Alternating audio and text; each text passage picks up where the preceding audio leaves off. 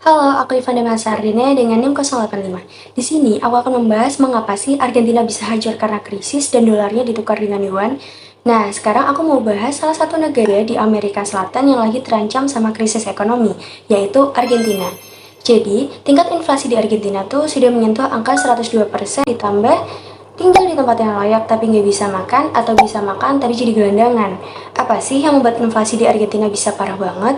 Kita balik di tahun 2018, waktu awal-awal kondisi ekonomi di Argentina tuh mulai memburuk.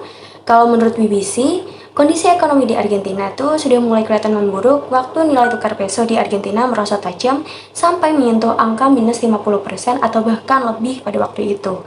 Walaupun pada saat itu beberapa negara mengalami hal yang sama, namun kondisinya waktu itu tidak ada yang lebih parah dari Argentina. Kenapa sih bisa seperti itu? Masih menurut BBC, hal ini karena hilangnya kepercayaan investor ke Argentina. Ternyata, sejak tahun 2015, Argentina tuh sudah mengalami defisit ekonomi. Jadi, di tahun 2015 ini, Argentina sudah mulai rugi karena pengeluaran-pengeluarannya jauh lebih banyak daripada pemasukan pajaknya. Nah, karena defisit, pemerintah Argentina butuh pinjaman dari luar, butuh modal dari luar, maka membutuhkan investor. Tapi karena nilai dolar tuh lagi menguat, hal ini membuat kepercayaan investor ke Argentina jadi turun. Yang dikhawatirkan investor karena lagi menguatnya nilai dolar, Argentina semakin kesulitan untuk membayar hutangnya. Karena semakin lama ekonomi semakin memburuk, nilai peso Argentina terus menurun. Turun di saat bersamaan inflasi di sana juga terus naik dan harga barang jadi melonjak.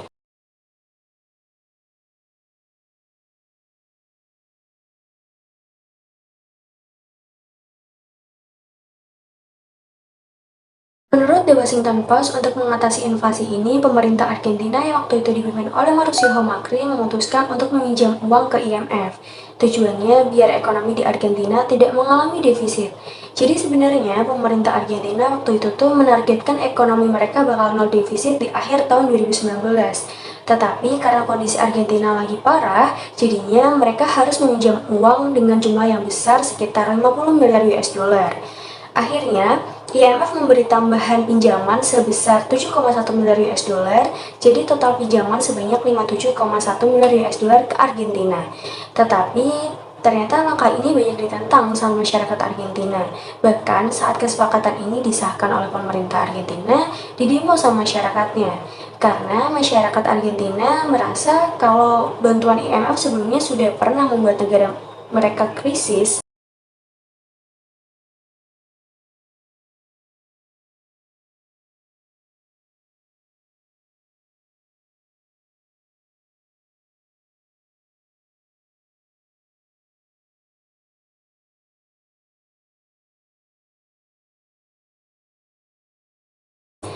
Di tahun 2001, Argentina sempat mengalami krisis setelah mendapat pinjaman dari IMF.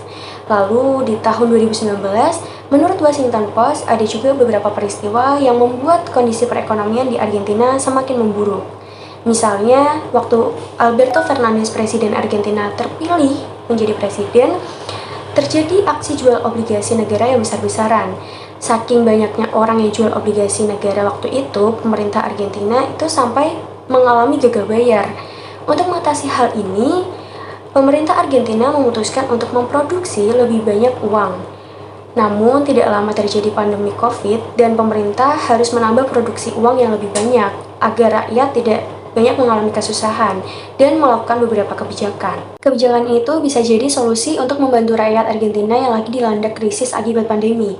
Tapi ternyata kebijakan ini kedepannya malah membuat negara semakin sulit. Di bulan Februari 2023 kemarin, tingkat inflasi di Argentina tuh sudah menyentuh angka 102%. Krisis ekonomi dan inflasinya yang terus meningkat ini pastinya juga memberi dampak ke masyarakat. Krisis ekonomi di Argentina sekitar tahun 2018 tadi, jumlah masyarakat miskin di Argentina tuh ada di angka 25% dari keseluruhan penduduk Argentina. Nah, sekarang di tahun 2023, angka kemiskinan itu sudah naik mendekati 40%.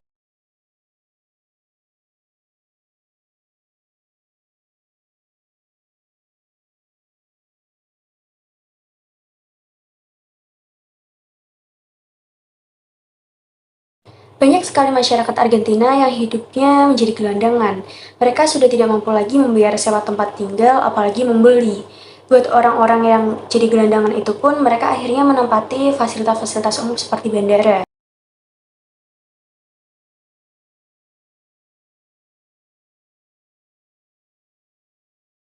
Argentina di tahun 1900-an sempat menjadi negara yang paling kaya dan jadi produsen makanan paling besar di dunia, seperti daging sapi, daging kambing, gandum, menjadi sumber pemasukan utama Argentina.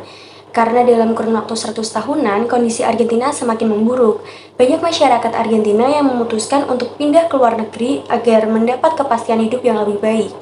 Para ahli ekonomi juga mengatakan jika pemerintah Argentina masih enggan melakukan reformasi ekonomi secara menyeluruh dan komprehensif, Argentina bisa semakin parah dari ini.